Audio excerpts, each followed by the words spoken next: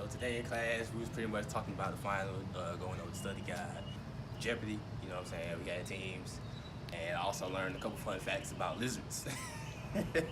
So it was a very interesting class today.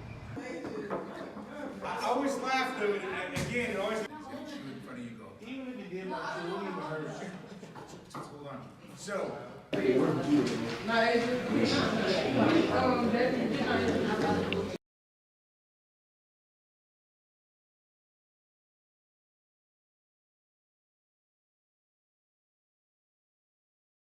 About a paper that's due on next Wednesday. talked about the upcoming finals, and we did a study session. Students also did peer review, where they looked at each other's final papers. They have 3,000 words to write for this paper, and it's about a open law case where they are looking at a prediction that they'll make about here's what I think will happen based on case precedent, on what the law has said, and here's what other cases have said in similar regards. They then get a chance to talk about that and look at each other's papers and say, hey, this doesn't make sense, this makes sense, yada, yada, yada. And then when their paper is due next week, hopefully we'll have a little better idea about what we're doing. For study session, we just played Jeopardy today. It was fun.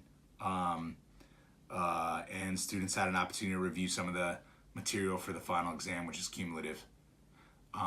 As for how I think they'll do on the final exam, I expect like a 95% pass rate. I don't expect a lot of D's and F's. I want my students to do well, but this is a come to Jesus moment type test. You got to know your stuff, and you got to know how to be able to use it. I don't ask multiple choice. I don't ask true or false. I want students to be able to say, here's what the knowledge that I have, and here's how I'm going to apply it to the question that you're asking.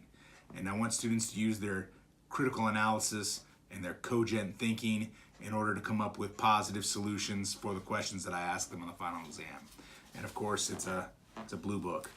So they got a lot of writing to do over 2 hours.